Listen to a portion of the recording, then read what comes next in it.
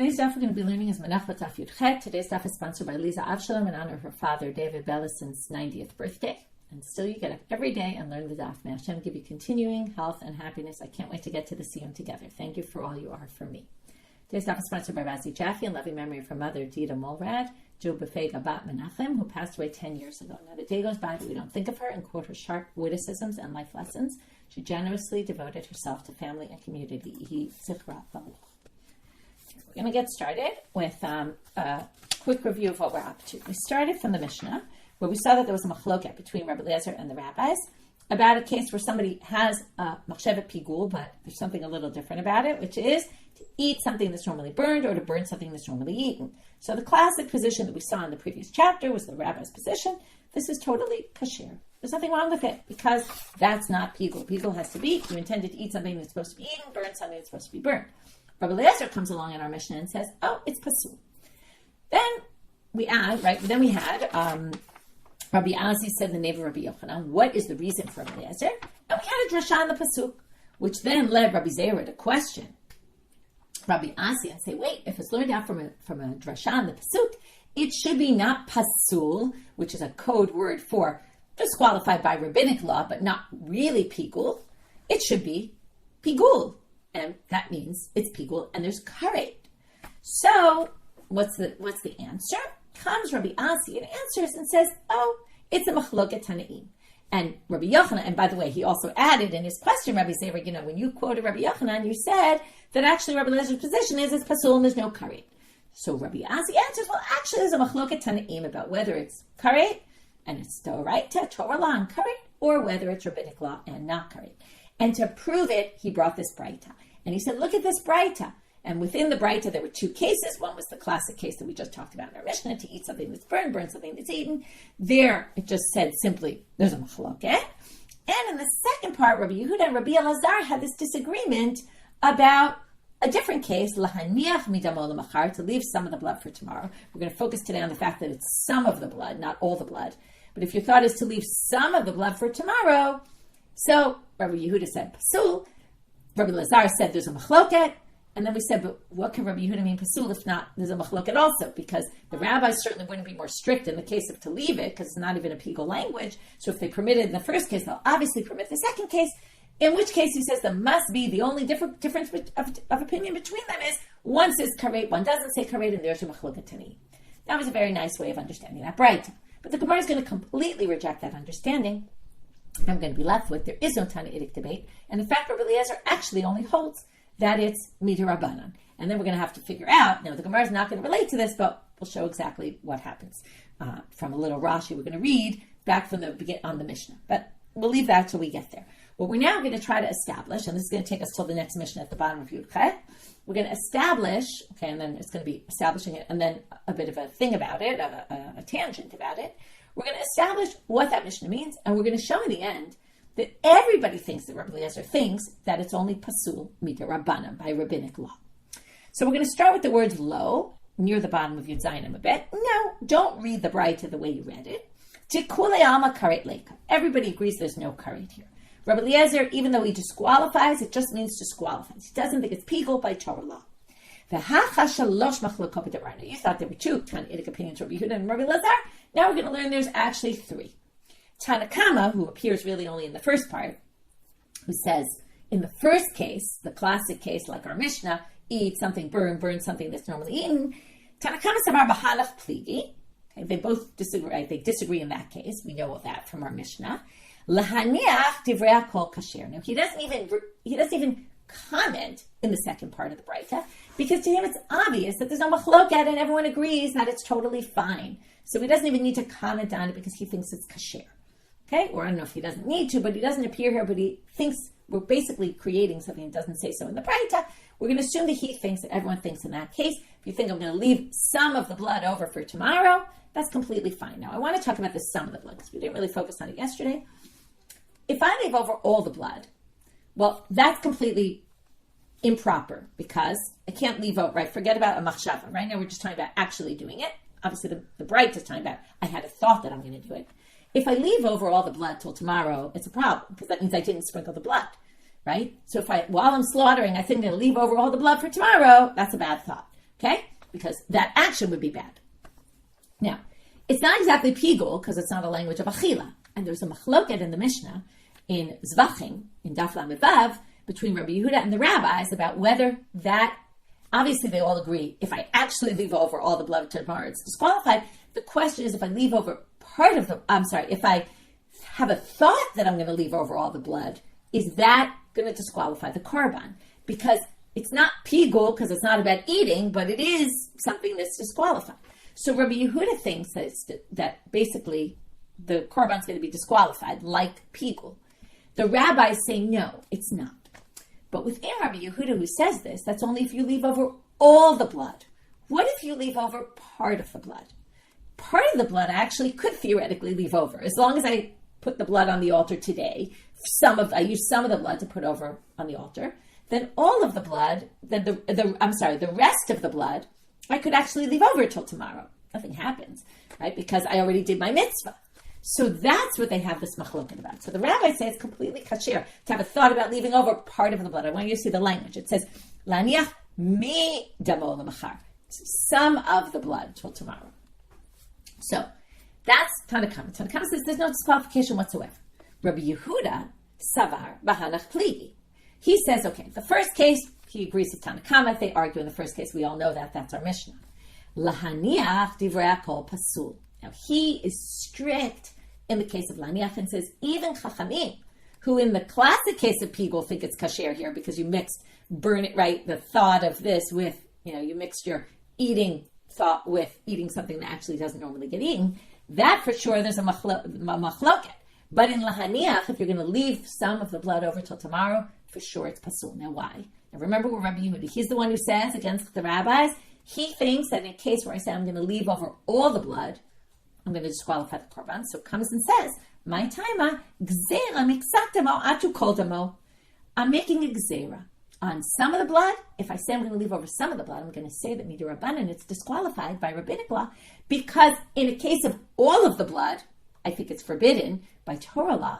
So if I think that's forbidden by Torah law, I'm going to make a gzera. I'm going to say, well, avoid this so that you don't think that that's okay.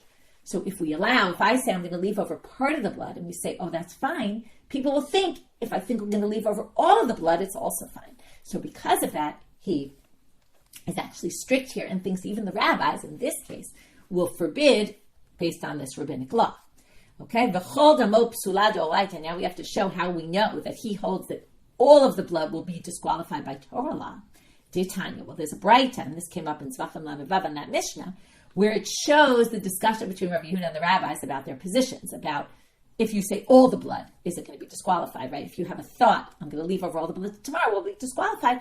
Amar lahem Rabbi Yehuda, don't you agree with me? Don't you agree with me if you actually leave it over till tomorrow, it's disqualified? Well, of course you agree with me on that, because everybody agrees. If I don't deal with the blood today and I leave all of it over for tomorrow, it's going to be disqualified. So therefore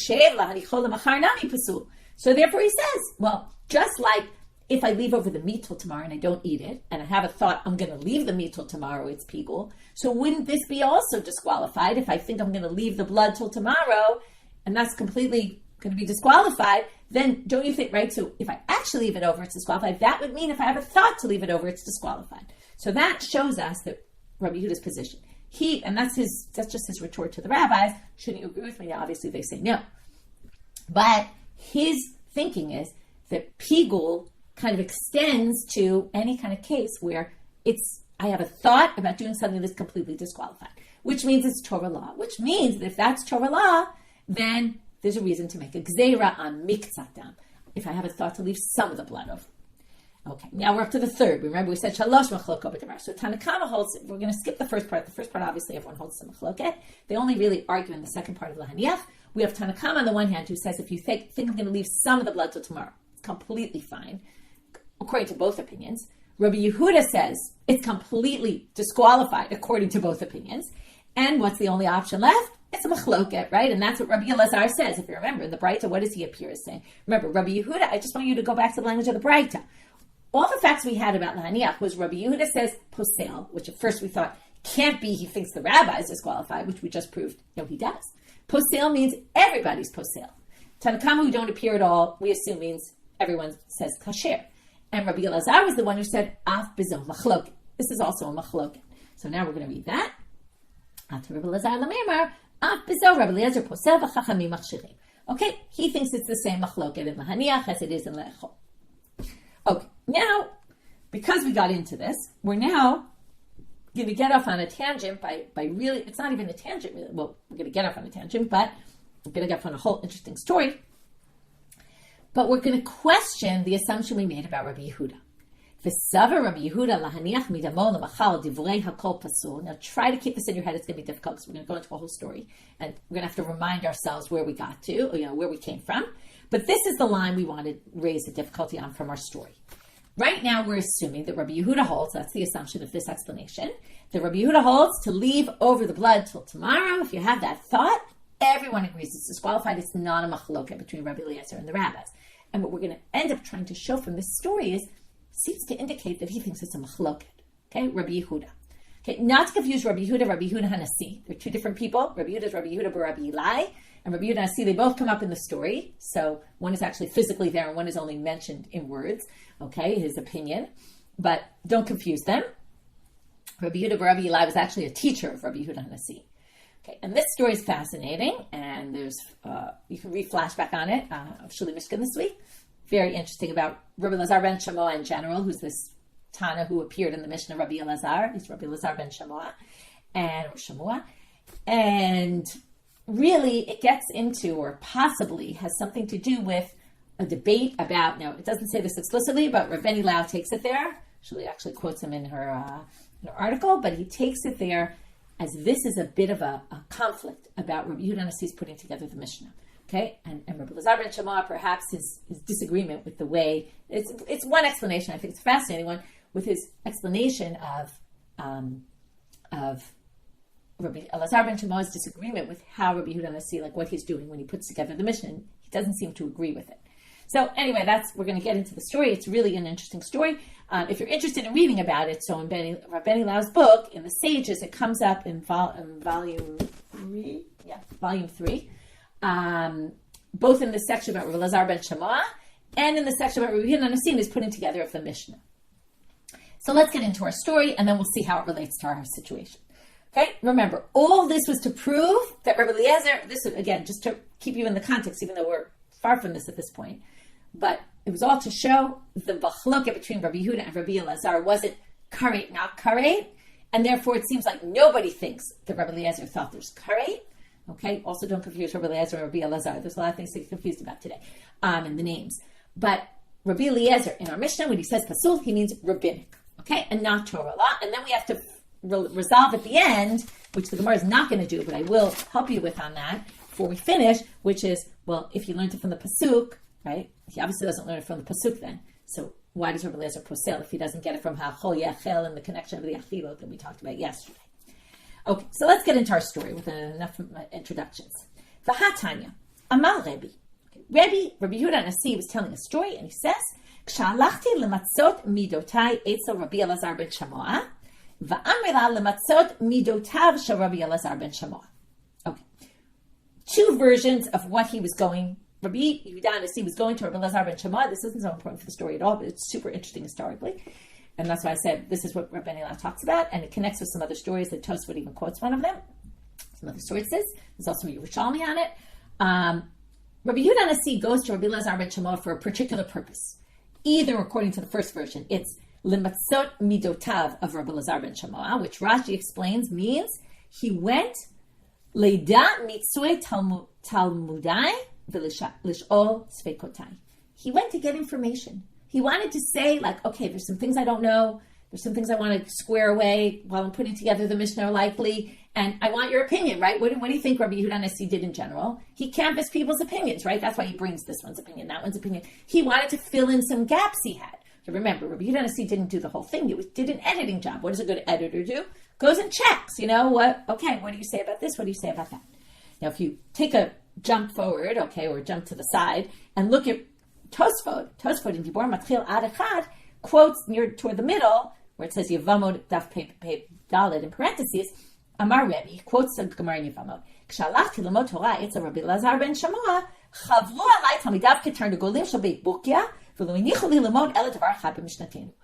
went to learn in the Beit Midrash of Rabbi Elazar and Shammua, and they jumped upon me like chickens, and they wouldn't let me learn only one thing. Okay, they basically kick Rabbi Yehuda and haNasi out, and they say, we don't want you here.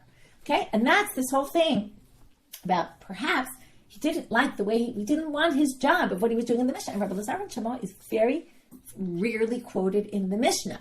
Okay, this is a fact. So it makes sense because they didn't let him and they didn't want to give him information. Fascinating. Okay, there's a whole interesting story. You can read, again, Shuli tried to do a bit of a highlights about this, so you can read a little bit more there. You can do further research by reading Rabbi Elazar's book. Anyway, there's a lot of information here. So let's just keep going. The second option was he went which is he came to learn like what makes you tick? Why are you smarter than me? Like how can I get from your midot, your characteristics or your ways of learning? Okay, not that he was trying to get information, but kind of to learn and bask in who he was. Okay, in any case, Rebbe tells the story that when I got there, this is what I saw. Okay, so now we're done with Rabbi Yehuda and haNasi. He's just the narrator here. Matzati Yosef Habavli Yoshev Lefanav. I found Yosef the Babylonian was sitting in front of him. V'haya chaviv lo biyotel. Okay, here's one of those crazy, classic situations. He was beloved to him very much so, ad le'echad, until one. Okay, it's a completely incomprehensible line. Who was chaviv to who? What was chaviv to what? Okay, something was beloved to someone until one. Okay, very unclear what this means. It could be Yosef was chaviv to Rabbi Elazar ben Shammua, which would be part of this, knock to Rabbi Yehuda and haNasi. Saw after they, didn't really like Rabbi Yehuda and haNasi, right? But Tosfot, by the way, brings up that story and says, well, it's actually difficult because it says they wouldn't let him into the Beit Midrash. How is Rebbe saying he went into the Beit Midrash? That's a question also. Okay, so he says maybe this happened afterwards. Okay, anyway, the point being, he obviously was somewhat rejected, and he sees Yosef Habavli, who's so beloved by Rabbi Elazar ben Shammua. Perhaps that's not what it means. Perhaps it means that the Torah that he was teaching was chaviv lo biyotel. Okay, like Yosef Habavli loved what Rabbi Elazar ben Shammua was teaching. Okay, ad le'echad, until he got to this one. And that actually seems to be a better commentary. And actually it connects a little bit with what we saw yesterday. We seem to have this, and we're going to see, this attempt by the rabbis, both in yesterday's daf and today's daf, to show how much they love learning Menachot. It's almost like a promo, like a PR campaign. Okay, like yesterday we had, he clarified this for me, and it was like all of the Torah Kula, right? This pigul. Okay, and then here today we have, Yosef Babavli loved everything he was learning, except for one thing. Okay, now we're going to get to this one thing that got him very upset. Okay, Amarlo, Rebbe. So he asked him the following question. This is the question that got Rabbi Yosef Habavli somewhat perturbed. Hashochet et hazevach laniach midamo lemachar mahu. If you slaughter, okay, our case, you slaughter, the second case of the braita, you slaughter the zevach with a thought that you're going to leave some of the blood over for till tomorrow. What's the halacha? Amarlo kasher. He says it's completely fine. Arvit, that evening, Rabbi Yosef Habavli asked him again, because he was bothered by his answer. Amarlo kasher. He said, still answering you the same answer, it's kasher. Shachari, morning comes, Amarlo kasher. Ask the question again, he says, it's kasher. Tzohorayin, he keeps asking in the afternoon, Amarlo kasher. Mincha, gets to late afternoon, evening, asks him again, Amarlo kasher, ela she Rabbi Eliezer posel. He says, well, it's kasher, but, there is another opinion, Rabbi Eliezer's posel. Immediately, oru atzahavu panav shel Yosef Habavli. Tzavu, golden. His face turns golden, meaning his eyes light up. He gets super excited. He's so thrilled to hear what Rabbi Elazar says. Amarlo. So Rabbi Elazar ben Shammua has an immediate emotional reaction. He says, Yosef, not yet. The emotional reaction comes after him. My mistake. First, he has this shocking reaction. He says, Yosef, what? Did you think I wasn't teaching you proper halacha before? Are you disagreeing with me halachically? And what happened? He told him it's kasher. He thought he was asking a practical halachic question. Finally, he realized he was looking for something more. So he says, well, there is another opinion. Yosef Habavli gets so excited, he assumes he means, well, I'm going to hold by Rabbi Eliezer, right? In other words, I disagree with you halachically, and I'm so happy I now heard this opinion, and I'm going to hold by that. Obviously, it's not really a practical question anymore. There's the Beit HaMikdash is destroyed by then, so I think, for sure it is. So anyway, it's a little bit strange, but he says, you're not going to agree with me halachically. I guess also they were hoping the Beit HaMikdash would be rebuilt soon. So anyway, he says, he gets a little upset about it. Amarlo, Rebbe, no, of course, I agree with you. Halacha l'maaseh. No, that wasn't the issue. Ella. But I remember from many, many years ago, Rabbi Yehuda, and that's why I told you Rabbi Yehuda is going to be in the story, but only mentioned in name only. Rabbi Yehuda pasul shanali. He taught me it was pasul. V'chazarti al kol tamidav, and I've been asking everybody. It's making me crazy. When you think you remember something and you're trying to find someone who remembers just like you. Ubikashti lechaver, and I try to find someone who holds like me and remembers this. V'lo matzati, and nobody else ever agreed with me about this pasul thing. Now that you said it's disqualified, you returned to me my lost item, the lost Torah from Rabbi Yehuda. Wow, I'm so excited. Now Rabbi Elazar gets this emotional reaction. He starts crying. So Rabbi Elazar ben Shammua, he says, wow, happy or how amazing it is, Talmidei Chachamim, that their divrei Torah are so beloved to them. Okay? And they say about, and I'm going to read about you this pasuk, Ma ahavti Toratecha kol yom sichati. How much I love Torah. Every day it is my conversation. Right? First of all, every day, right? He was bothering him all hours of the day. What about this? What about this? What about this? Okay, fabulous story. There's one more line, but I want to just get it all very clear before we move on. So basically, first of all, I think there's something interesting going on here about the chaviv.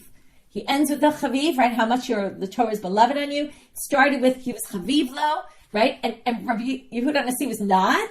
Okay, so there's this interesting, even though the story doesn't really focus so much on Rabbi Yehuda haNasi not being accepted, but there is this theme going on about loving Torah. And again, I think it goes back a little bit to, again, it's just a suggestion, but it's not like these are the most fascinating, gripping topics. And I think they want to get you a little bit excited about it by seeing the environment in the Midrash and how much people get excited over even little things of Torah.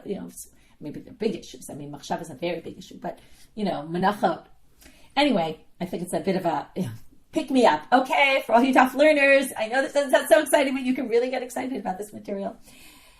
Okay, anyway, there's this theme about chaviv, which I think is just interesting in general, something to think about. Now, because it keeps coming up in different ways here. Now, the next thing he adds, after he cries and he says, wow, how beloved you are, he says, but just so you know, why did Rabbi Yehuda tell you that?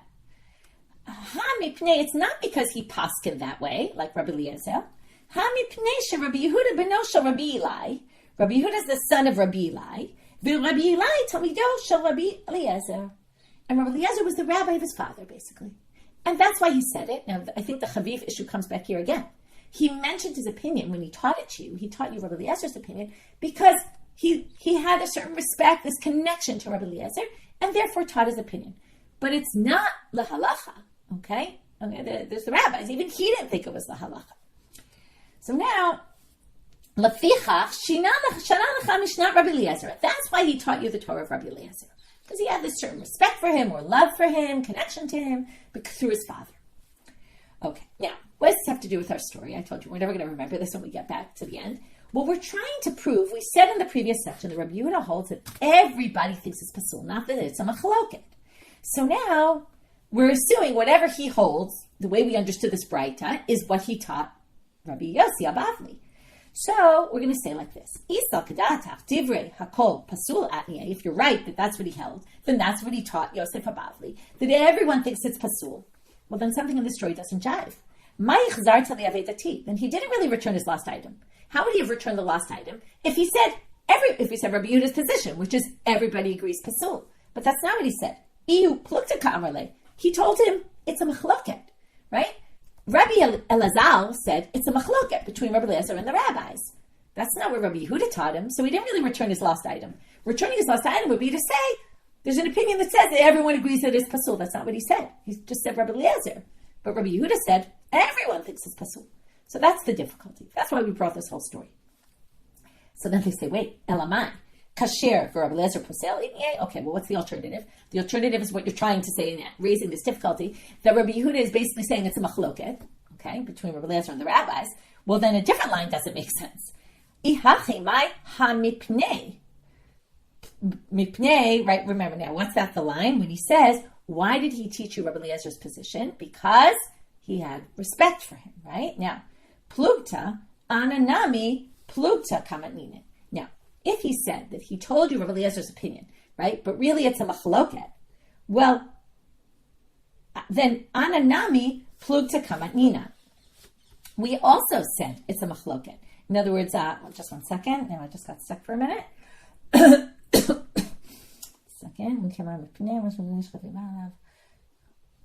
Right. Yeah. So what he's saying is, if Rabbi Elazar ben Shammua is saying that Rabbi Yehuda really only taught you the opinion of Rabbi Eliezer, not because it's halacha, right? But because it's not because it's halacha, but because he had respect for him. Well, that's also what we said, right? I just told you the halacha, right? The halacha is it's kasher. Rabbi Yehuda also taught you that the halacha is kasher. Okay? So, just one second. I want to make sure. Just one second.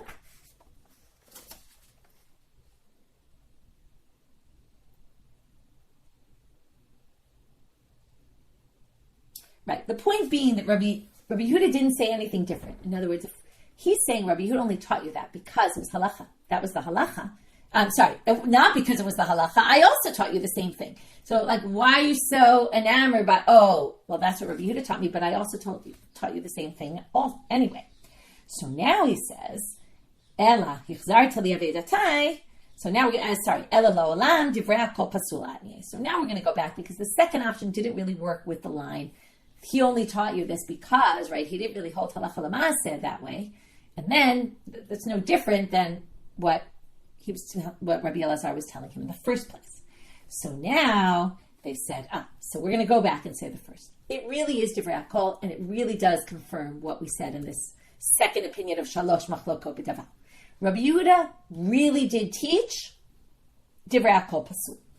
But now we have the problem because he said, but you returned to me with Sadim. Now he didn't because he didn't say exactly what Rabbi Yehuda said. You kept saying kasher, kasher, kasher, as if nobody thinks it's pasul. Once you finally said, but Rabbi Eliezer says it's pasul, you returned to me what I learned in my youth from Rabbi Yehuda. Because then at least, now it's not exactly, you didn't exactly say the same thing Rabbi Yehuda said, that everybody thinks it's pasul, but you taught me that somebody says it's pasul, which at least gives credence to something that Rabbi Yehuda said, and then that made him very happy. Okay. Now, there's one problem with this whole thing, which is that by the time we get to this conclusion now, okay, that in the end, we had we said, well, now we have a problem because there is no karet. If there's no karet, how could he have said it's midoraita? So now I want to look back at a Rashi from the Mishnah. So if you turn back to Yud Zayin Amud Aleph, there's a Rashi that says on the first Rashi, now there's 3 cases in the Mishnah. The first case they have a machloket. That's our case we've been talking about. I won't review it. The second case is to eat something, right? You try to combine half a zayit of eating and half a zayit of burning. You say to eat something that's normally eaten, but you say, I'm going to eat half a zayit, and to burn something that's normally burned, half a zayit. And there it says kasher. Everyone agrees these don't combine. Even Rabbi Eliezer. So comes Rashi and he says, Ha Mishnah Yitera. Okay, this Mishnah really didn't need to come here. Why? Because it already said this Mishnah on your bed on my bed. Okay, there was the exact Mishnah, Lechol Chatzi Zayit Lakir Chatzi Zayit Kasher. So there's no point for that line in the Mishnah, the second line. So he says, Ela Rabbi Eliezer itzrich. It's needed for Rabbi Eliezer. Why? Even though Rabbi Eliezer disqualified a machshava that's the wrong one, to eat something that's normally burned, burn something that's normally eaten. To gazer atu kedarko apasal midrabanan. Okay, now they're going to say this. They brought the second case to say that in the first case, Rabbi Eliezer disqualifies on a rabbinic level. Why? As a gzeira. And what they wanted to teach you here is he doesn't make gzeira in the second case. Okay, that's what he tells you. But the main point being, for our purposes, why does Rabbi Eliezer forbid it? Why does he disqualify our case? Because it's gzeira. That's all. It's a gzeira derabanan, just like we saw in the other cases of pasul before. But it's just a rabbinic ordinance to say, since if you do le'echol davar sh'darko le'echol and laktir davar sh'darko laktil, if you combine the two in a different manner, we're going to say it's disqualified so that you don't think that the other one's not disqualified. Whenever there's karet, by the way, there's much more reason to be gozer tzehot. Okay? So that now explains, even though the Gemara never went back and did that, it's clear that Rashi understood the Gemara as saying that in the end, it's not really learned from the Torah, so the whole drasha we learned yesterday in the back and forth isn't the case. Or you could say it is the case, but it's a drasha to support a rabbinic law, what we call an asmachta ba'alma. It's just a way, as a mnemonic, to remember it. It's not really where it came from. It's really Xerit Rabbanan, and maybe you could connect it to Psukim, but it's not really learned out from Psukim. But it's interesting the Gemara never goes back there, because that was really where we started. Okay, anyway, a lot of interesting things in today's daf. We're going to go on. New Mishnah. Lo yatzak, lo bala, lo patat, lo balach, lo hinif, lo higish, op, tatan, piti, merubot. I'll explain all this in a second. V'lo meshachan, kshera. We now get a list of all sorts of actions that go on in a mincha offering that are not essential. What are they? Well, if you didn't pour the oil into the libation, or you didn't mix the oil with the solet, with the flour, lo patat, you didn't break it into pieces. Okay, normally the way they do the petita is they fold, it's like a rounded, like a pita kind of thing. They fold it in half, and then they fold it in half again. And then they break it into 4 pieces. So if you didn't do that, it's okay. And then they do that before they do the kmitza in some of them. Below malach, if you didn't put the salt on, we're going to have a whole discussion about salt on korbanot. That's going to come up on daf kaf. Lo hinif, you didn't wave it, because there was a waving of the mincha offering. Lo higish, you didn't bring it to the altar. That was an action you had to do according, right? These are all come up in the Torah. Osha pitatam pitim merubot, or you broke them up into too big. The big pieces were too big. Instead of 4 pieces, you broke it into 3 or 2. Ve lo meshachan, or you didn't put oil on them. There's certain ones, like the rikikim, for example. If you went to the bread workshop, you'd see where after it was baked already, then you poured oil on. You didn't pour the oil on earlier. You poured it on at the later point, and that's called meshicha, anointing it with oil. And then you would spread the oil in a shape of an X. Okay, it's called ki in the Gemara. It's the Greek letter. If it's pronounced ki, I'm not sure, but it's an X. And all those things you didn't do kshera. These are not essential. Okay, so Gemara starts off with the first one. My lo yatzach. What does it mean you didn't pour oil in them? That's not possible that it's kasher without the oil. If you're going to say not at all, it says you have to do it. How does it say? Remember the rules? If it appears twice in the Torah, which it does, that means for the world of kodshim, that in sacrifices, that means it's ma'akeh. Means it's a problem. If you didn't do it, you didn't fulfill your obligation. So you can't read the word lo yatzak as you didn't put the oil in. You have to put the oil in. Otherwise, it's disqualified. So what does it mean? Ela lo yatzak kohen elazar. Doesn't mean the way the simple reading. If you didn't do this, it means if you didn't do it with a kohen, but a non-kohen put the oil in, it's still okay. But of course, the yitzika has to happen. Okay? Okay, so then they say, wait a minute. If you're going to explain lo yatzak that way, we assume you're going to explain lo balal that way. Well, ihachi lo balal nami lo balal kohen elazal. So wait, you're going to explain if you didn't mix it, meaning if it was mixed by a kohen, by a non-kohen, it's okay. Now, what would that imply about? But if you didn't mix it at all, what would finish the sentence? If you didn't mix it at all, just like if you didn't pour the oil at all, it's disqualified, right? Halo balal klal psula. Are you going to say then that it's disqualified? Turning out on the bed, but that's not true. The hatnan, it says in the Mishnah, shishim nivlalim, shishim ve'echad ein nivlalim. So if you have 60 esronim, okay, that's by the way a crazy number. That's 120 kilo about. You have 120 kilo of flour, okay? So that's, over 50 pounds. So if you have 120 kilo of flour, you can mix it. Okay, that's possible to be mixed. So you can put them. Now, what does it mean they can be mixed? It means, okay, try to think about when you're in the kitchen making a dough. If you fill up your bowl completely with flour and then you try to add ingredients, you know what's going to happen. Everything's going to start overflowing. So likewise in the temple, if you put it in a vessel, let's say you promise you can make a commitment, you're going to bring 61 esronim. So it's a problem because the biggest vessel in the temple could fit, you have to think how huge it was, 60 esronim. But not just 60 esronim that could be potentially mixed. So it obviously fit more than that because you need some extra space to mix it. Okay, so 60 works. Shishim ve'echad ein nivlalim. But 61 can't fit in that vessel. Ve'havina ba, they ask a question. Okay, we're going to get to this Mishnah. This has all sorts of ramifications. This is in Daf Kuf Gimel. But the point being, they ask a question. Ki enam nivlalim ma'have. V'hatznan lo balal kshera. But who cares if it can't be mixed? We learned that, let's say, right, so now imagine you're making a dough, and you pour so let's say you fill your bowl with flour, almost to the top, and then you pour oil in. Now, if you tried to mix it, it would all overflow. But, let's say I tell you don't have to mix that dough, so then who cares, right, if it can't be mixed? You don't even have to mix it. How do we know you don't have to mix it? Well, in that sugya, what do they say? It says in our Mishnah, lo balal kshera, if you didn't mix it, it's okay. Which means that they understand if you didn't mix it, not like the way they understand lo yatzak, and say if you didn't mix it at all, it's okay. And how do we know they understood it that way? Because comes Rabbi Zera and he says, Amar Rabbi Zera, kol ha'ra'oi lebila ein bila ma'keveh. This is the answer to that question that they asked.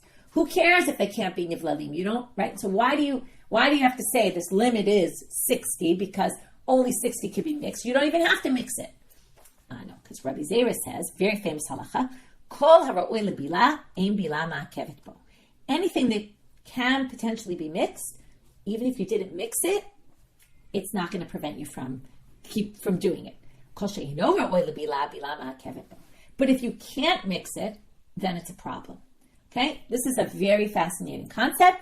Din and Daf this week is all about this, and it's one of her favorite topics, circumventing the law, and she talks about that there's two different types of laws. There's laws that reflect reality, and there's also create reality. And this is basically Rabbi Zera creating a reality. What he's saying is it's kind of a new innovation, that if something can potentially be done, then we can say, you don't have to do it, but it has to be able to be potentially done. Whereas if it can't be potentially done, then you can't say, oh, you don't have to do it.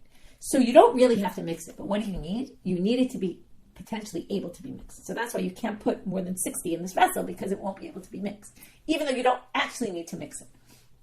She talks about a ramification for mikvah. I'll mention another one. This way, if you hear her shir, you'll hear two ramifications. One of them for mikvah, for example. So if you have an ear issue and you can't go in the mikvah because you can't get water in your ears, you can't put earplugs that are completely blocking, because that would be an issue, but you could put something like a cotton ball, which if you dunk for a second, the water's not going to go through, or something that's not completely, maybe you come up with something else that's not a cotton ball, but something that basically would allow water to get through if you were to stay in the mikvah longer. But, right, so it's potentially the water can get through. It doesn't actually need to get through. So this comes up in many sugyot, this ra'oi lebila. It's a fascinating idea, and you can listen to Alana's shir and get more about it from the legal perspective of what really he's doing here. Okay, so anyway, they say, well, how can you explain lo yatzak that way if you can't explain lo balal that way? Because lo yatzak, we already said, can't mean you don't do it at all, it's kasher. But lo balal means if you didn't do it at all, it's kasher. So the answer immediately, hakadita b'hakadita. And we're going to come back to this concept later. Daf Kaf also, we're really intrigued how to understand all the cases in the Mishnah, what they mean. Yeah, lo balal means you didn't do it at all, it's still kasher. And lo yatzak means if a kohen didn't do it but a zar did it, it's kasher. And they mean different things. Okay, each one means something else, even though it's in this list as if they all mean the same thing. So lo yatzak kohen elazar, lo balal kohen. So lo yatzak means you didn't pour the oil in, meaning a kohen didn't pour the oil in, but a non-kohen. And lo balal means you didn't mix it at all. Okay, next part we have to discuss is sheptatan piti merubot kashera. Okay, this is a bit of a strange one. You might have thought of it when we read the Mishnah, but maybe not. But it starts off with hashta lo patat klal kshera. If you didn't break it up into pieces at all, it's kshera. Well, then piti merubot mebayet. If I didn't break it up at all, it's fine. So if I didn't break it up enough, obviously it's fine. Why would you need to say that, right? If I broke it up into 2 pieces instead of 4, well, if I didn't break it up at all, it's fine. So of course, if I didn't break it up into 4, it's fine, and I only broke it up into 2. So that's very strange. So they're going to give 2 answers. Either they're going to redefine what's pitim merubot. My pitim merubot sheriba b'ptitim. You did it too much. Okay, so then that makes sense to say if you didn't do it at all, it's fine, and if you broke it up too much, it's also fine. Iba. Or, let's go back to the original interpretation, Lo'olam pitim merubot mashma. It really means large, right? Because merubot can mean many or it can mean large. Many is too many. But now we're saying, no, it really means you broke it up into 2 big pieces, let's say, instead of 4. Umau detema, you might have thought, hatamu de'ika torat chalot alehem. If you don't break it up at all, well, it's still called a chala. That's a whole piece. So you're right, it's not ptitim, but it is a whole piece, and maybe that's why it's kasher. But this is neither here nor there. It's not whole, it's not broken. So, right, because it's not broken enough. And you might have thought maybe it's no good then. Kamash malan, that's why they tell you that it is. Okay, now, our last sugya is going to be Lema manitin to lo ke Rabbi Shimon. Perhaps our Mishnah is not like Rabbi Shimon, and we're in fact going to conclude that it's not like Rabbi Shimon, even though we're going to try to say maybe it is, but we're going to basically end with saying it's not like Rabbi Shimon. Okay, our Mishnah says, if you don't have a kohen doing yitzika, but a zar, a non-kohen, it's okay. So now we're going to say that this seems to go against Rabbi Shimon, who seems to require a kohen for yitzika. That's basically what we're looking for. But it's going to be a whole different topic, so we're going to get off on that. Titan. Rabbi Shimon Omer. Kol kohen she'ino modeh ba'avodah ein lo chelek b'kehuna. It is a fascinating line. It's a topic of Gefet this week. Hasn't got up yet, but hopefully later today or by tomorrow it'll be up. A kohen who doesn't admit to the avodah. Okay, what does that mean? Fascinating question. There's a wide range of parshanut. Does it mean someone who thinks that God didn't create korbanot and Moshe made it up himself? Is it someone who thinks that korbanot are silly? Is it someone who's a heretic in general? There's a fascinating debate about this, and Rabbi Dreyfus in the Hebrew and Shalhevet Schwartz will do it in the English. I haven't heard hers yet because I only got Rabbi Chanaz, but it's a fascinating discussion about and categorizes the different parshaniyot of what this means into different categories and fascinating insights about it. So that's extra. But basically, we have a kohen who something doesn't agree about the avodah, about the korbanot. Elo chelek b'kehuna. Can't get the kohen's gifts, all the gifts that go to the kohenim. Where do we get it from? Shneimar hamakriv et dam shlamim ve'et chelav mibnei Aaron lo tiyeh shokayim in the maneh. This is about the korban shlamim. The one who sacrifices, and they take that to mean the one who sacrifices and believes in sacrifices or does the sacrifices or that, gets to get the gifts. And that's where they get. From that word hamakriv, the one who does it, they understand to mean the one who believes in it, let's say, or something. Again, it really depends on how you explain that term. But from there they get. Now that's all the shokayim mean. That's just the korban shlamim, the part that goes from the peace offering to the kohen. So the braita says, Rabbi Elazar bilvad. By the way, just to point out, this is all Rabbi Shimon. That's why we're saying this, okay? One word in here is really what interests us. We'll get there in a second. Rabbi Elazar bilvad. So you only have that one. How do you know the 15 avodot achirot besides the korban shlamim, but other avodah, that the kohen has to agree not just about doing the avodah of the shlamim, he has to agree about all the korbanot, that all the avodot the kohen has to do. And now we're going to list all the avodot. I won't translate them all because we're kind of running over time, but I'll just read them. We've talked about them also before. Yitzikot, the pouring of the oil, the blilot, the mixing, the petitot, the breaking, the melichot, the salting, the tnufot, the waving, the hagashot, the bringing, the kmitzot, taking out the komets, the haktarot, the burning, the melichot, the slaughtering of the birds, the kabbalot, accepting the blood, hazaot, sprinkling, hashkaot, sotav, arifat, glav, tarab, tzara, right? Doing the socha waters, doing the aglarufa ceremony, doing the leper. Nisiot kapayim, and the last one, the blessing of the kohanim, that one even inside or outside the temple.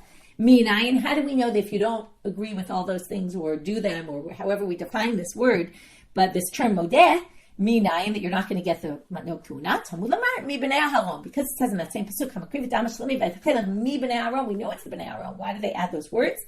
Avodah ha'mesura leb'nei Aharon. From there we learn any avodah that is given to b'nei Aharon. What do you see from here? Right, so kol kohen she'no modeh ba'en lo chelek b'kuna. We learn from here very simply that the kohanim have to do yitzika, because that's an avodah kuna. So that seems to go against our Mishnah, and then it sounds like Rabbi Shimon disagrees with our Mishnah. Rav Nachman is going to have two versions of it. They really mean one and the same, so it's a very minor difference. Rav Nachman's going to try to say, oh no, he doesn't really disagree. He's talking about something else. And the Mishnah is talking about one thing, and he's talking about a different thing. Two different types of minchas. I'm Rav Nachman, but Rav is going to reject his answer, and we're going to end up saying, yeah, really, Rabbi Shimon doesn't agree with our Mishnah. So that's where we'll end. I'm Rav Nachman. Lo kasha kan b'michad kohanim, kan b'michad Yisrael. Difference between the mincha of the kohen and the mincha of Yisrael. What's the difference? Remember, mincha kohanim gets burnt entirely. The mincha of Yisrael, a regular person who voluntarily offers a mincha, you do a kmitza. Why is that relevant? Well, mincha Yisrael de bat kmitzi. Since you're going to do kmitza, we saw in the psukim mi kmitza va'elach mitzvah kuhuna. We saw this before. Only from the moment of kmitza does the kohen appear in the pasuk. So the oil obviously happens before the kmitza. It's mixed in the batter before the kohen does the kmitza. So they made a yitzika blila shekshel abazar. So the yitzika, the blila, all that can be done by a non-kohen. But mincha kohanim de la bat kmitza hi mikar vayakuna. But the mincha kohanim is not. There's no kmitza. So from the beginning, the kohen has to be part of it. So when Rabbi Shimon was talking about, he was talking about yitzika of a mincha kohanim. When the Mishnah was talking about it, was talking about the mincha of Yisrael. Amalei Rava, that's totally wrong. Where do we get that the Mincha Kohanim needs Yitzika? The only place Mincha Yitzika is mentioned is the Mincha Yisrael. If the whole source of Yitzika comes from the Mincha Yisrael, well then obviously you can't be more strict. If you're going to derive one from the other, you're not going to be more strict about the one that was derived from there. So Mahatam Kshera B'Zar, Pachinami Kshera B'Zar. So since the Mincha Yisrael is to be done by Azar, obviously when we're going to derive and say, oh, by the way, Mincha Kohanim also there's Yitzika, Well, it must be it's in the same way that a zar can do it. So it doesn't make any sense. And now we're going to see the second version, which is the same thing. Just instead of saying Mincha Kohanim and Mincha Yisrael, he calls it Nikmatzot and Ein Nikmatzot. The ones that have Kmitza, the ones that don't have Kmitza, which is all in the same. He's just talking even more generally. So in this second version, he could So this will just be good review. The Mishnah is talking about the ones that have Kmitza, because they have Kmitza. Only from Kmitza the Kohen needs to do. Bazar, it's going to be Kshera. Rabbi Shimon was talking about Be'ein Nikmatzot, because the Kohen has to start from the very beginning. Amalei Rava, where do we learn it all from? Minikmatzot. And therefore it's Kinikmatzot. By the way, if you want to see the pasuk, it's the first pasuk about the Mincha. It's talking about the Mincha of Yisrael, and it's in pasuk Perak Bet, pasuk Aleph. You can look it up. There it says you have to do Yitzika. And therefore, the nikmatzot are learned from the Eina nikmatzot are learned from the nikmatzot. Matam kshera b'zar, afachanam kshera b'zar, and then you're going to learn it the exact same way. If the base halacha is kshera b'zar, then obviously, in the one you derive it to is going to be permitted for a non-kohen. And therefore, elam chuvartam and nitim lo Rabbi Shimon. Seems like our Mishnah sounds like Rabbi Shimon. We'll end here for today. So the main things we did today was we basically rejected the thought that Rabbi Eliezer thinks it's kasher. That it's karet. Pasul deoraita, and we basically say it's gzeira derabanan. Okay, and then we had that whole story to prove the second reading of the braita, and that Rabbi Yehuda really did say that everybody thinks it's pasul in the laniach case, which again was just an aside to say you can't say the machlok of Rabbi Eliezer and Rabbi Elazar and Rabbi Yehuda was karet, not karet. Okay, and that's how we got off on the whole tangent and that fascinating story of Rabbi Elazar ben Shammua when Rabbi Yehuda haNasi came to his Beit Midrash and saw the whole interaction between him and Rabbi Yosef Babylonian. Okay, then we got to the Mishnah about all these things that are not essential, and then we had to explain the difference between lo yatzak and lo balal. They mean two different things, really, in terms of the lo balal at all. It's going to be kasher because kol ha'roi lebilab ein bilam ha'kevet bo. As long as you can mix it, you don't actually have to mix it. But lo yatzak didn't mean that. You actually have to do yitzika. It just doesn't have to be done by a kohen. And then we just basically said, Rabbi Shimon disagrees and thinks it does. And with that, we finish for today. Wishing everyone a good day.